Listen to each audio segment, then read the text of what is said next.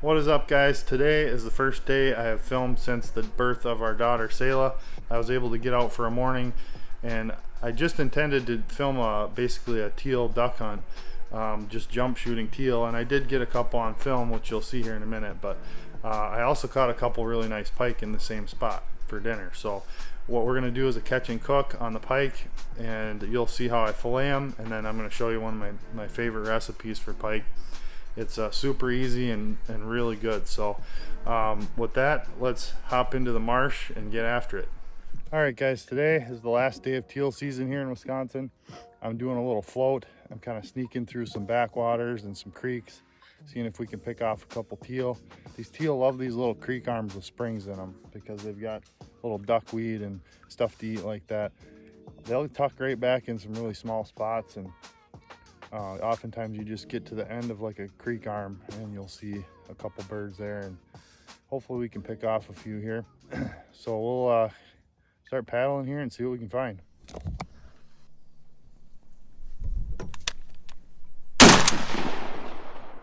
All right, well, I dropped one of those two, and I think he's in the grass up here. Hopefully we can find him. So after like 2 minutes of searching, there he is. It's almost impossible to find him in this jungle, so I'm pretty stoked to have found this bird. But first blue wing, hopefully we can pick off a couple more. And that one, I don't know if we got him on camera or not, but they kind of jumped to my right. But that's a start. Oh, there he is. Landed in the water. That's lucky. Nice, number two. And you can see what I mean here.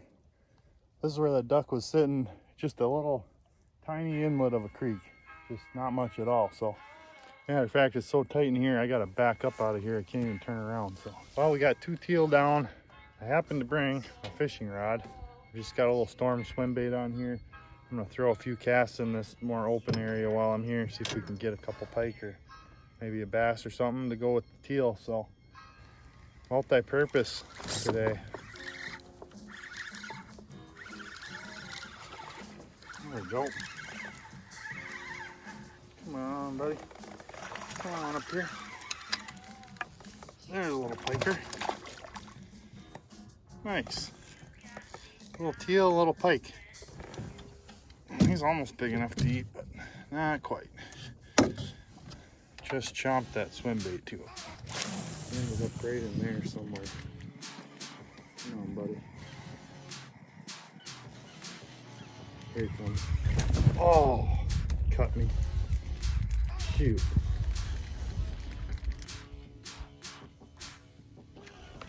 There's one. That's a good one. Oh boy.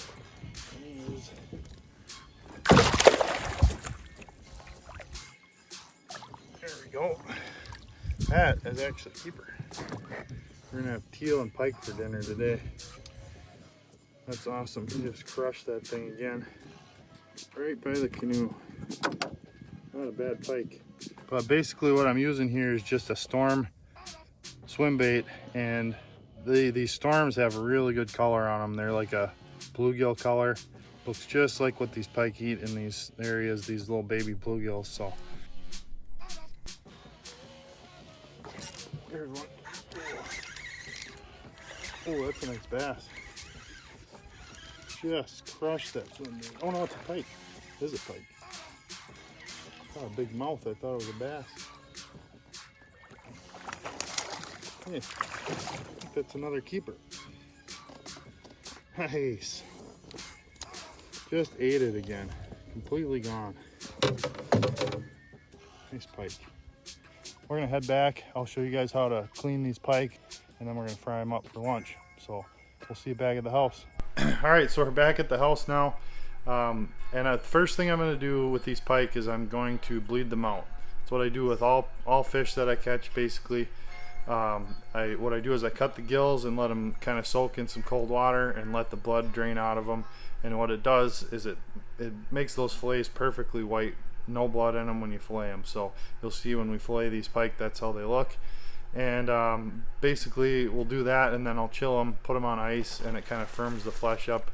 Chill them for half an hour or so, or you can, you know, let them sit in the ice for a day even if you don't have time to clean them right away. So alright, so I'm going to start by taking one side off just like you would on a walleye or a bass.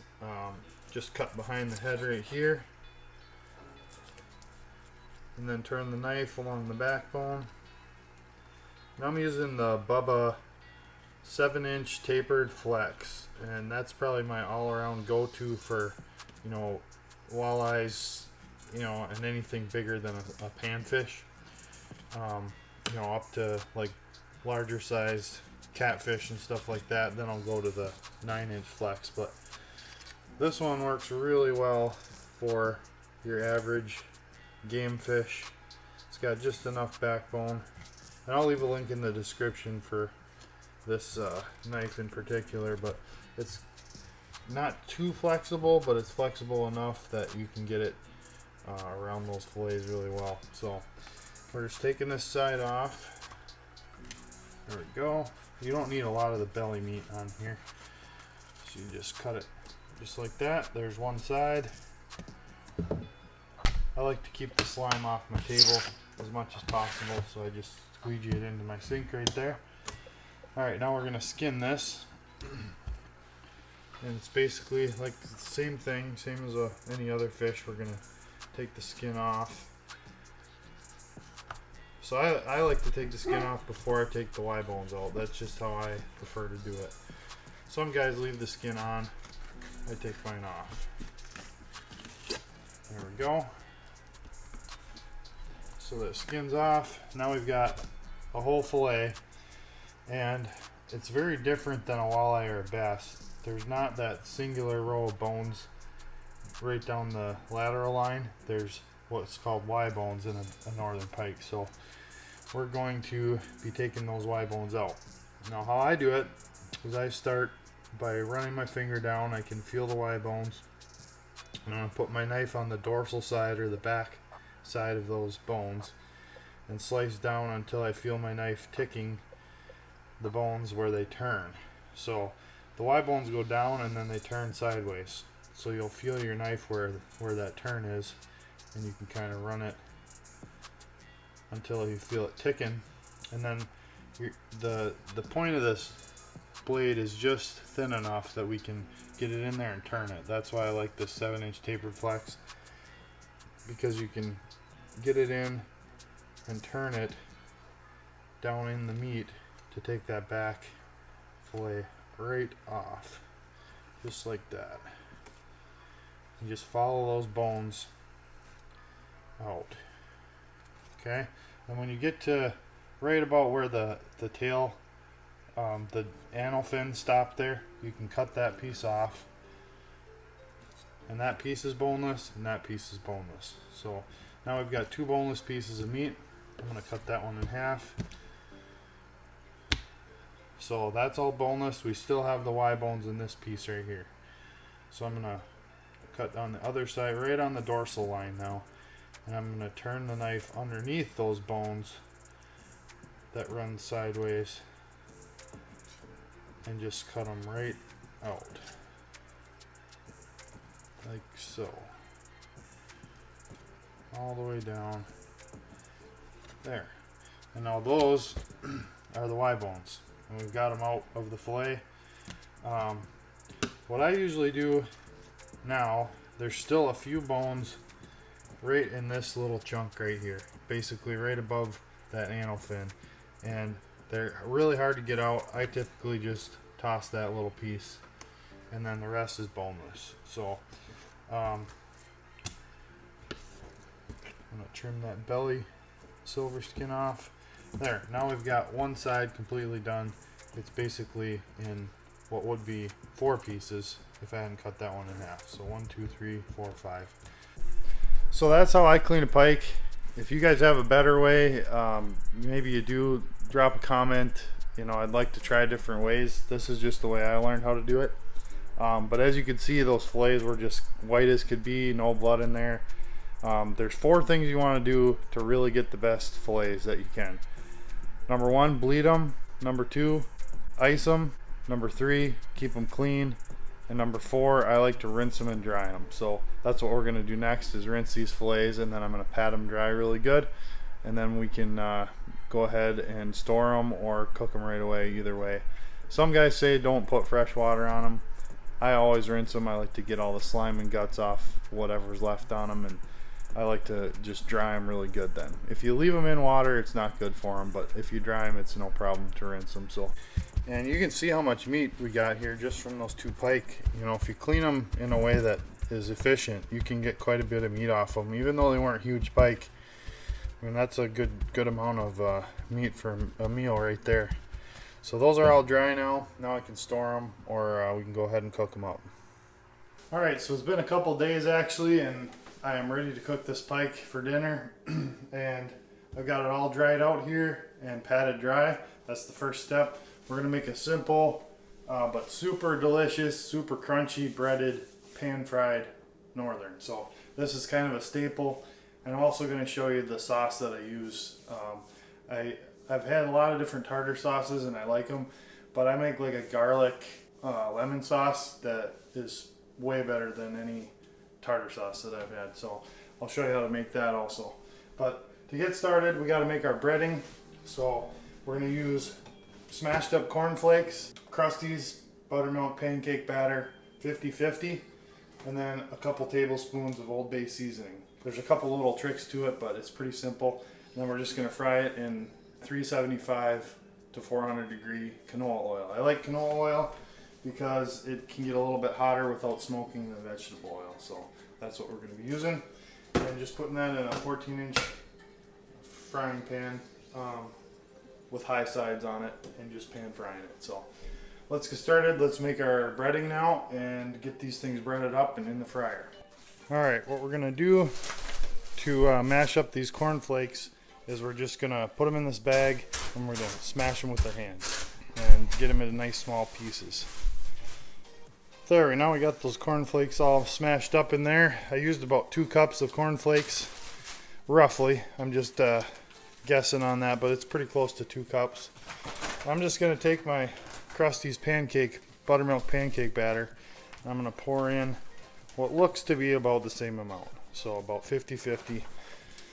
And then Old Bay seasoning, I'm going to use about two tablespoons. So here's my measurement. There's 1 tablespoon, 2 tablespoons. As you can see, very precise. It doesn't really matter. This is just breading. It doesn't have to be perfect.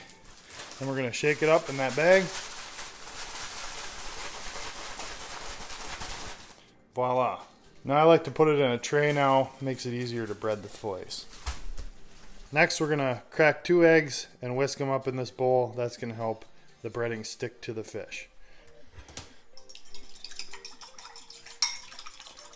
Okay, so at this point we're ready to bread the fish. We've got the egg, we've got the breading, and we've got the fish all dry. But before I do that, I'm going to put my oil in because I want this nice and hot by the time I'm ready to throw these fillets in. So I'm going to pour the oil into the pan, and I'm going to get it about 1/4 inch deep in the pan. I don't want it too thin that it's going to dry out when the fillets go in, but I also don't want it covering the fillets. So about 1/4 inch. We're going to turn that to high, throw our thermometer in there, and get it to about 375, 400 degrees. In the meantime, we're going to get this fish breaded up. Alright, so we're just going to take this piece by piece, and it is a little bit more time consuming to do it this way, but you get a much better breaded fillet. I'm going to lay that in the egg, drain it off a little bit, and then I'm going to physically drop it in the breading. I'm going to cover it and kind of press the breading down, and then flip it, do the same thing, and then pull it out and kind of shake it off. And you can see it covers that fillet really well, much better than if you just threw it in a bag and kind of shook it around. Just keep dipping, shaking, covering, pressing, both sides, done. So we'll get these all breaded up, and by then our oil should be nice and hot, and we can start frying them up. 375, perfect.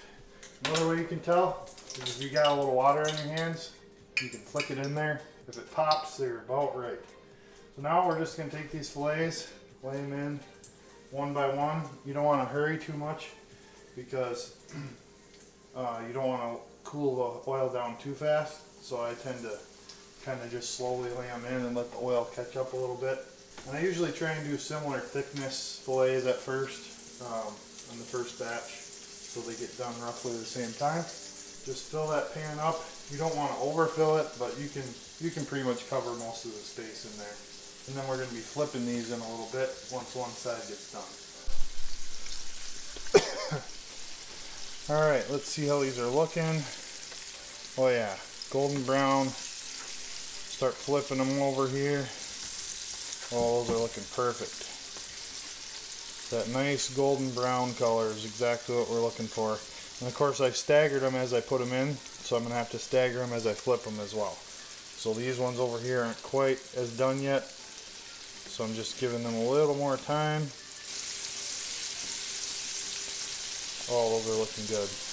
And it just depends on the thickness of the fillets, how long you want to have them on each side, but usually I would say 2 to 3 minutes per side is about right for your average pike chunks like this. If you got some bigger ones, you may want to go a little bit longer, 4 minutes on each side, but seems like 3 is about perfect. Alright, these are about done. It's been about 6 minutes total, 3 on each side. We're going to take these out one by one, kind of drain the oil off and set them on this plate here with a paper towel on it, just to kind of soak up the oil. Another critical step in this process is salting the fillets as soon as they come out. So they do have some seasoning on them, but I like to salt just a nice dash of salt over the top of those fillets to help soak up that oil and just give them a nice pop when you bite into them. So that's one trick that makes these things taste really, really good. Alright, now I'm going to make the dipping sauce, and this is just 3 ingredients: mayo, lemon juice, and garlic. Alright, so this is really simple. We're going to take 1 cup of mayonnaise, 1 tablespoon of minced garlic, and 1 teaspoon of lemon juice. Mix that up really good. And that's all there is to it. So there you have nice crunchy northern pike fillets, and it doesn't get much simpler than that. Those corn flakes give it a really good crunch when you bite into it, and that pancake batter gives it a little bit of sweetness, and the salt kind of offsets that, and it's really, really delicious. Super easy. So go out, catch the northern pike, and get hooked up. We'll see you next time.